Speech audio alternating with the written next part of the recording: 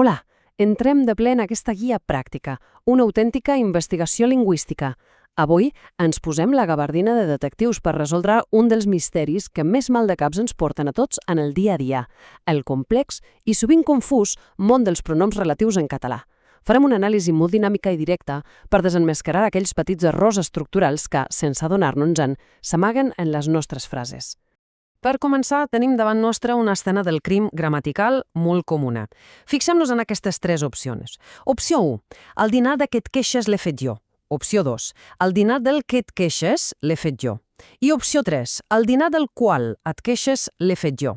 La frase és pràcticament idèntica als tres llocs, però quina amaga un error? Totes tres poden sonar prou naturals quan parlem, oi? Però atenció, perquè una d'elles és, tècnicament, la culpable d'una infracció. Guardem la resposta al cap. Mantindrem una mica el suspens perquè la solució ens espera just al final d'aquest interrogatori. Abans de poder assenyalar el culpable amb el dit, ens caldrà construir bé la nostra caixa d'eines gramaticals. I aquest és el pla d'acció per a avui. Primer, resoldrem l'enigma dels pronoms relatius. Segon, compararem les oracions adjectives amb les substantives. Tercer, superarem el repte de les preposicions. I acabarem repassant els errors més habituals. Som-hi, doncs, amb el primer pas, l'enigma dels pronoms relatius. El que és realment fascinant dels pronoms relatius és que no són simples paraules de farciment. De fet, són la veritable pega que manté unides les oracions complexes. I atenció, perquè fan tres feines alhora. Primer, actuen com a nexe, unint l'oració principal i la subordinada. Segon, substitueixen un element que ja s'ha dit abans, l'antecedent, i així evitem sonar com un robot repetint paraules. I tercer, fan una funció sintàctica dins de la nova oració, ja sigui de subjecte o de complement. Vaja, que són uns treballadors incansables. Ara passem a la segona secció, on posarem cara a cara les oracions adjectives i les substantives. Aquí tenim els dos sospitosos principals. A l'esquerra, les oracions adjectives. Per exemple, el nen que menja un caramel.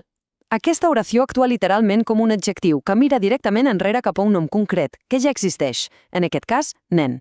És com si diguéssim el nen llépol. A la dreta, en canvi, hi tenim les substantives, que van totalment a la seva. Qui no vulgui treballar ja sap on és la porta. Fixem-nos que aquí no hi ha cap antecedent explícit. El pronom qui ja engloba un concepte genèric, com si fos les persones que. Funcionen de manera 100% autònoma. Centrant-nos en les adjectivos, són les que donen més joc, cal distingir dos grups clau a l'hora d'escriure. D'una banda, les especificatives. Aquestes van sempre sense comes, perquè donen una informació vital per saber de què parlem. Si diem els vestits que tenen el nom brodat són més cars, només parlem d'aquells vestits en concret. Aquí, el rei absolut és el pronom que sense accent. D'altra banda, les explicatives són com un afegit, un incís. Per això van entre comes. I aquí, la gramàtica és més flexible. Ens permet fer servir tant el que com les formes compostes el qual, la qual o els quals. I ara sí, arribem al tercer punt. Entrem a la zona de perill, el repte de les preposicions. Aquesta és la clau de volta per no equivocar-se mai. Davant d'una oració de relatiu, la primera pregunta que cal fer-se sempre, absolutament sempre, és: el verb de la subordinada demana una preposició? Si la resposta és no, com passa amb el verb mirar, perfecte. El camí és recte i fàcil. Fem servir el que normal i a córrer. La noia que ens ha mirat. Però compte, si la resposta és sí, com amb el verb dubtada, el camí es bifurca. Llavors hem de mirar l'antecedent. Si és una persona, utilitzem preposició més qui o el qual. Si és un objecte, preposició més que o el qual. I si és un lloc físic, podem fer servir on. Ho veieu? La preposició ho canvia absolutament tot. Farem una petita prova, un repte ràpid. Tenim aquesta frase: el llibre i un espai en blanc, parlàvem, està exhaurit. Sabem que el verb parlar demana la preposició de. Parlar d'alguna cosa. Doncs bé, què hi posaríem? El forat. Exacte.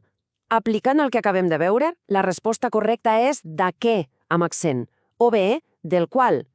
Com que el llibre és un objecte, la regla és clara. I aquí ve l'avís de la policia gramatical.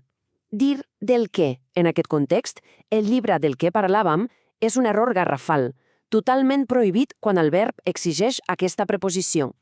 Això ens permet, per fi, tancar el cas que hem obert al principi de la sessió. Tornem al crim inicial. Teníem el dinar, espai, et queixes, l'he fet jo. El verb és queixar-se. I sempre ens queixem d'alguna cosa, oi? Cas resolt. La oració clarament incorrecta és el dinar del que et queixes. L'antecedent és dinar, un objecte, i el verb demana de. Per tant, les úniques sortides vàlides aquí són el dinar de què et queixes o el dinar del qual et queixes. Usar aquest del que col·loquial és una de les relliscades més típiques que ens hem de treure del cap. Dominada ja la mecànica, arribem a l'últim punt del dia, la llista negra dels errors més habituals. Aquest primer cas el sentim a totes hores. Quan volem referir-nos a tota una frase sencera anterior, és molt fàcil caure en la trampa de dir lo qual o el què. Tipus, els preus pugen, lo qual és preocupant. Aquesta estructura l'hem d'esborrar del registre formal completament. Les eines adequades, les que sonen naturals i elegants, són la qual cosa, cosa que o fet que. Escolteu la diferència. Els preus pugen, la qual cosa és preocupant. Molt més precís, Viret? Si mirem la taula, a la primera fila ens retrobem amb l'enemic número 1, la preposició oblidada. Dir el motiu pel que vas marxar és incorrecte. Hem de dir el motiu pel qual o per què. I a la segona fila, atenció, un clàssic del carrer, barrejar el què amb un possessiu. El veí que el seu fill és enginyer. En la llengua formal, això es resol de manera impecable, amb el veí el fill del qual és enginyer. Construir-ho així demostra un domini espectacular de la llengua. Finalment, 2 detalls més per afinar el nostre radar. El pronom on és magnífic, però només per a llocs físics reals. Un article d'una revista, per exemple, no és un espai físic. Per tant, és millor dir l'article en què cal incloure l'enllaç i no pas l'article on. I l'altre detall és la duplicació innecessària. Opcions que en dubtem és redundant. El relatiu ja fa la seva feina, no cal afegir-hi el pronom en. Així que la forma correcta, clara i directa és opcions de que dubtem. I amb tot aquest mapa resolt, ens queda només una pregunta a l'aire. Ara que coneixem aquests detalls, quants d'aquests errors estructurals començarem a caçar a les converses del nostre voltant? O, fins i tot, quan parlem nosaltres mateixos? Un cop s'entrena l'orella amb aquesta anàlisi, és impossible no fixar-s'hi. Recordem-ho, d'adaptar-s'hi al verb demana preposició és el truc definitiu per parlar amb naturalitat i rigor. Fins a la pròxima!